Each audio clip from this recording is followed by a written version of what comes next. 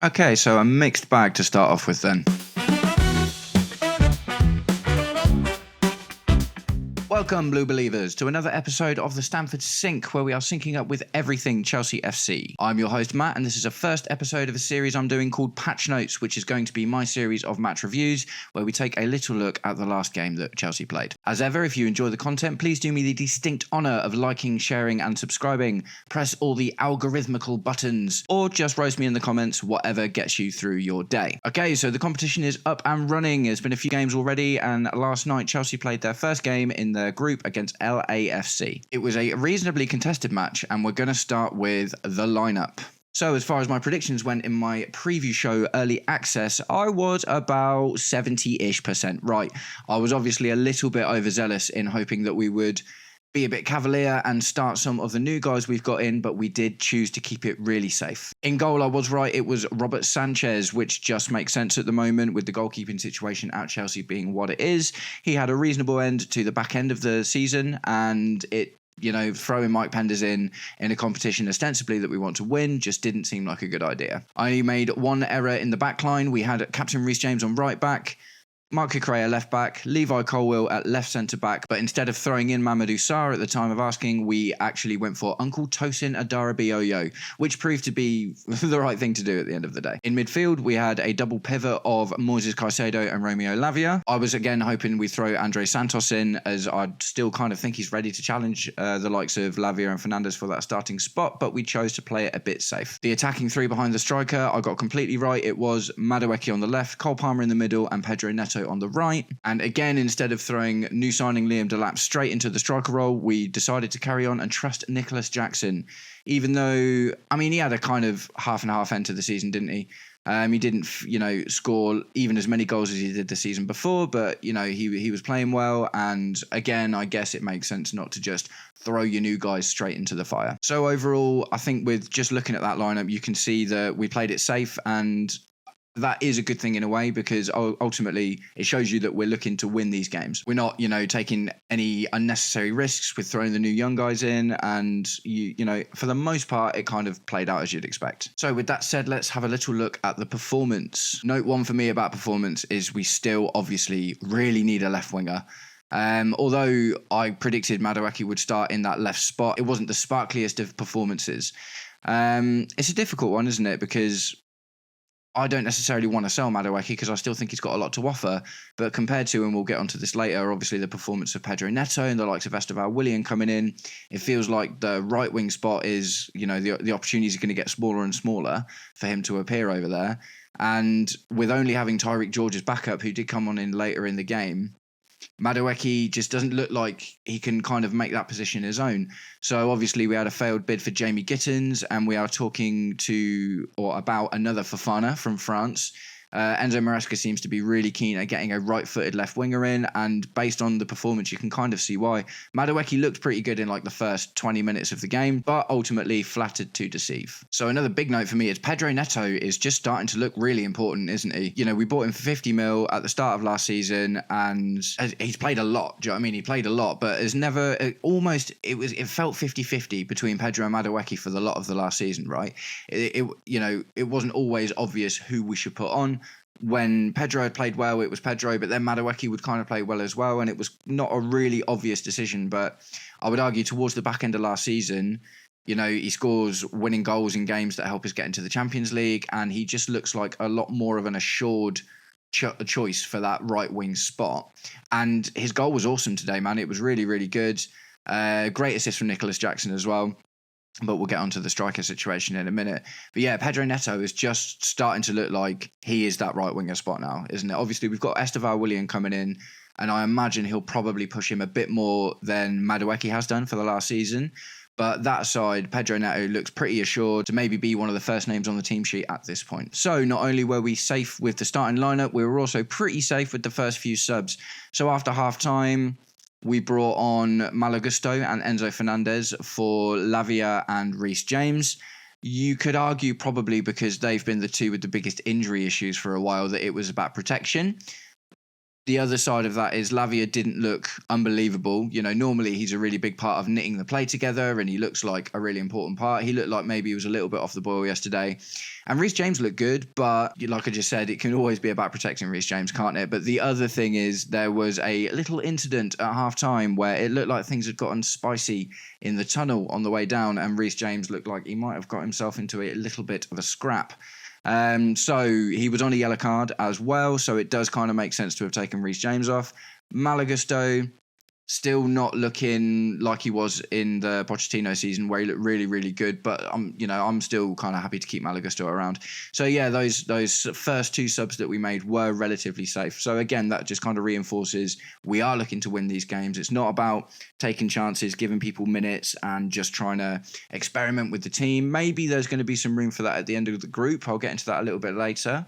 But yeah, initially we were safe with the subs. But then when things had started to look a little bit flat, 𝘾𝙗 Jackson didn't look like he was giving us what we were looking for. It was about the 60-minute mark. We finally saw a new signing enter the stage, and it was none other than superstar striker Liam Delap. And wow, Liam Delap, what a performance for, obviously a contained 30 minutes. I'm not going to get too excited. Do you know what I mean? There's a lot longer to go, and he didn't score any goals, but it was just really different from what we see from 𝘾𝙗 Jackson. He just looked like he was really central for a start. Do you know what I mean? Although he did get his assist from a slightly wider position, Liam Delap just looked like that striker. So the whole thing about Liam Delap is like he's much more of an archetypal number 9 than Jackson, right? And kind of one of the issues you might have seen with that is, Jackson offers all of this other stuff. Like he's already got his assist for Pedro Neto and he drifts out wide and links play together. And, there's maybe been a little bit of a hesitancy about some people to say, Liam Delap might offer us that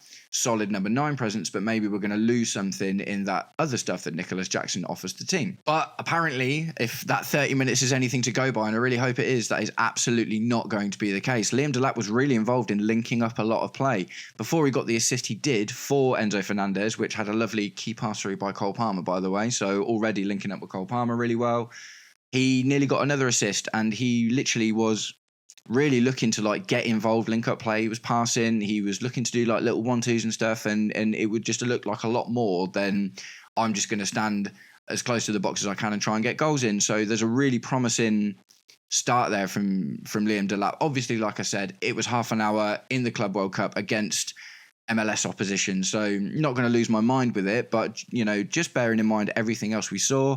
𝘾𝙗 Jackson's been with us for 2 seasons now, and within 30 minutes, Liam Delap literally had exactly the same output that 𝘾𝙗 Jackson did in that game, where 𝘾𝙗 Jackson had obviously 60 minutes. So quietly positive about Liam Delap. I'm not a massive proponent of going out there and spending 100 mil on a 𝘾𝙗 Jackson or spending 400 grand a week on a 𝘾𝙗 𝙍𝙍, for instance. We'll see how the rest of the Club World Cup goes. I do think that's kind of going to be what happens, right? We're going to use Liam Delap throughout the Club World Cup, see how he integrates with the team, see if it looks like it's going to happen, and I'm sure we will make our future purchase decision based on this competition.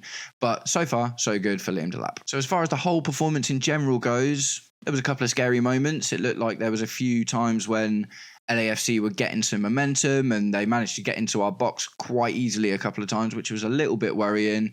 But ultimately, we managed to hold strong.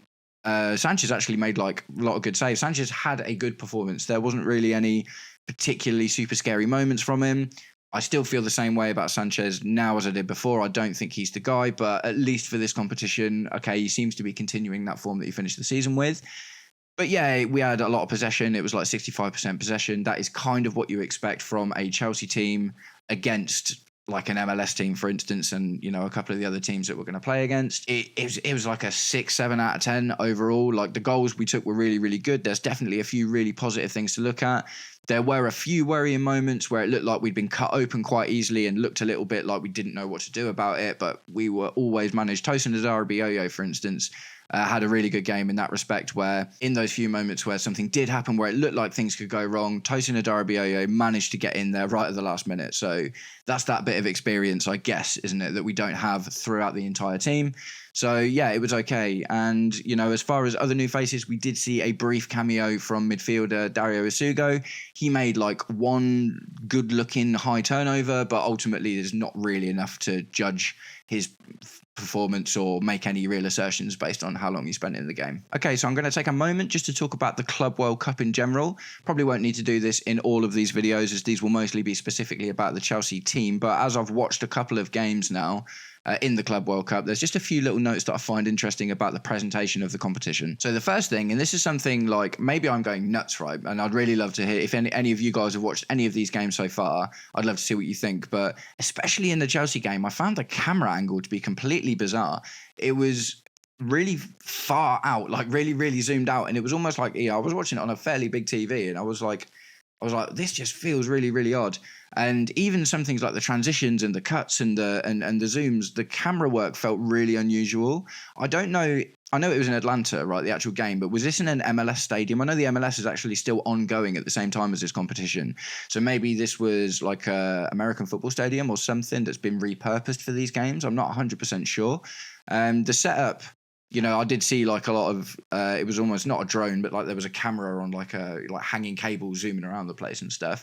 But no, I just found the camera work to be really unusual, and it didn't feel like just watching a normal game. It felt like, when you play FIFA and you change the camera and there's that initial moment of, this is really unusual. It kind of felt like that throughout the whole game. I'd love to know what you guys think. If anyone else had weird issues just with viewing it from the perspective of the camera, let me know. If not, it might just have been in my head. So there was one unusual thing that happened just at halftime. So literally as all the players came back out, we'd made a couple of subs. Obviously, like I said, we brought on Enzo Fernandez and 𝘾𝙇𝙐𝙬 for James and 𝙒𝙊𝙍𝙍, and the boys were ready to go. And then all of a sudden, you see like Cole Palmer and 𝘾𝙗𝙐𝙬 starting to look a little bit annoyed. Things are taking a little bit longer than they should, and what's going on? And you see Giroud just stood on the sideline in his sports bra thing that he was wearing, and it's just like, okay, Giroud's coming on, so why doesn't Giroud just put on his shirt and get on the pitch? And then like out of nowhere, like from the other side of the pitch, you see some guy like run out with Giroud's t-shirt. So he had to run the whole length of the pitch around him to get Giroud's t-shirt so he could get it on. So, combined with like the camera and obviously like one of the players forgetting their shirts or something, the presentation, I mean, in the other games, this hasn't really been an issue. Obviously, I'm hyper-analysing this because it was a Chelsea game, and maybe other stuff like this did happen that I didn't notice. But yeah, just the overall presentation feels like it needs a little bit of work at the moment. It's not exactly Champions League level, is it? And another point, just to finish up on the Club World Cup presentation, as it were, obviously it's being streamed by, if you're on English TV, there's some games on like Channel 5, I think. But I watched this game on DAZN, the app, right? DAZN. I'm really grateful to be able to watch these games for free. That's awesome. Obviously, let's get that out of the way first. But oh my God, there's so many graphics and little advertising bits that just keep popping up during the game, desperately trying to get you to subscribe to the premium tier of it. One thing I found kind of weird in general is they bring up the score graphic a lot more often than you're used to seeing in games. So the score graphic keeps popping up at the bottom, and then you've got this other graphic that pops out like every 10, 15 minutes or something across the right hand of the screen that is just like, get a better experience if you upgrade to DAZN Premium. And I'm a little bit like, yeah, okay, man, like I get it, you want me to pay for the thing, but not like while the game's going on. It's literally like covering little moments of play and stuff, and it's just really, really off-putting. So that's a little bit annoying. I understand football is like, heavily about advertising. Obviously that's what funds a lot of the game. And for, DAZN to get this is obviously a really big deal, and they're trying to get people to subscribe to their service so they can watch sports with more things or whatever. But ultimately, pick your moments, man. Do you know what I mean? Pick your moments. Don't like get in the way of the game to advertise your thing. That is only going to put people off. Okay, and a few little side notes. So nothing major here, just a couple of things that I noticed, or just things that I think were better talking about. So Giroud did not do Giroud things, right? In my preview to the game on early access, I was, I kind of said I would not be surprised if we lost this game 1-0 and it was because Giroud did a somersault backflip karate kick to score a goal, or a scorpion kick, or just looked like a mix of prime Zidane and Thierry Henry for half an hour, which ultimately loses the game. Fortunately, that did not happen. Giroud is 38 now. Do you know what I mean? He's obviously, getting towards the back end of his career. He didn't really have much of a part to play in the game at all. So, we were spared that. We were spared getting egg on our faces from Giroud, unfortunately, looking like a combination of every Prime player ever, which is what used to happen sometimes, but we got away with that one. And the other thing is this was the first time we've seen the team in the new kit, right? So obviously we just had 𝙒𝙐𝙍 being our sponsor for like the back end of the season. It was like the last 6 or 7 games or something. So we've gone back to having no shirt sponsor now. I would imagine that something's in the works. We've got Champions League football now, do you know what I mean? And that was the reason that it took us so long last time. So you got to think something's coming. But yeah, so I like the new kit. I like the new kit a lot more than I like the last kit. It's plainer, but I think it's cleaner and it looks great. I also think I've seen the away kit, and the away kit looks wicked too. Hopefully we get to see that throughout this competition at some point. But yeah, I think the new kit looks lush. So that's kind of it as far as this game goes, but I do want to talk a little bit about what is coming up next. So our next game is against Flamengo, a team from the Brazilian league. Again, you know, you would have thought that would be somewhere in and around the same level as opposition as what we're looking at right now. Our group is quite generous. You know, LAFC, we've just beat 2-0. Flamengo's the next team, and we've got 𝘒𝙬𝙍 in the last game. They are a Tunisian team.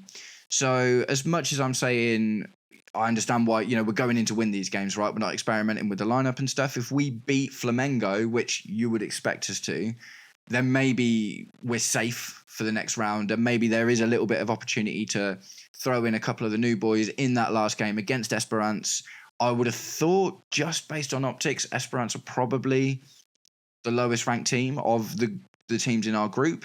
So, you know, we beat LAFC, and Flamengo, I guess, could be, you know, the same sort of level, but I would still expect us to win that.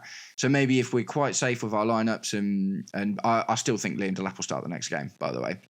Based on his performance, I think you kind of got to throw him in there, just based on the fact that he had the same output as Jackson in half the time. But yeah, you know, maybe in the 𝘒𝙬𝙍 game, if we beat Flamengo comfortably, then maybe we do start seeing Mamadou Sarr and Dario Sugo and, you know, Andre Santos, you know, getting a few starts or a few more minutes than they've gotten, to see what they can really kind of do once given a bit more of a run out. So it's an interesting competition, isn't it? The Club World Cup, people are taking it really, really seriously, right? This is kind of my final point is, I think we're going to get through our group. I'd be really, really shocked if we didn't manage to get through our group, and I think most Chelsea fans would be as well. But I watched, for instance, the Bayern Munich Auckland game, and wow, do you know what I mean? I mean, it's not crazy when you think about it, because supposedly Auckland are like the 4,000th ranked team in the world or something. It was pretty crazy. But Bayern Munich started with a full strength lineup, right? And obviously they absolutely decimated them. The PSG Atletico game, although I didn't catch it, I watched the highlights and, you know, checked out a bit of the news and stuff. It was both full strength lineups, and that was a hotly contested game. We're still to see the likes of, you know, City and Real Madrid play their games as well, but it really looks like everyone is going for this. No one is treating this as like a pre-season competition, for instance. So do I rate our chances of going into it really deep? I think we could, because Chelsea are just one of those teams. On our absolute best day, we can go up there with the best people. But on, you know, Bayern Munich are looking pretty scary. PSG obviously are just coming off a Champions League win, and they are going to be absolutely feeling it. So it's a little bit worrying. Do you know what I mean? Is, you know, all the talk has been about Chelsea going in this competition to win it. But looking at the way that the other teams are approaching this, I think if we can at least get deep into the competition, I'll kind of be happy with that. But yeah, I'm not feeling so confident about our chances of actually winning this one based on everything else that I've seen so far. And that's it, guys. Thanks for tuning in to my first episode of Patch Notes, where I've been reviewing the last match. I'll be going back to normal news. Obviously, we've got a couple of days or whatever before the Flamengo game. So, you know, tomorrow we're going to get back into a little bit of transfer news and what's going on in and around the club. Hope you guys have a wonderful day, and I will catch up with you soon. Peace.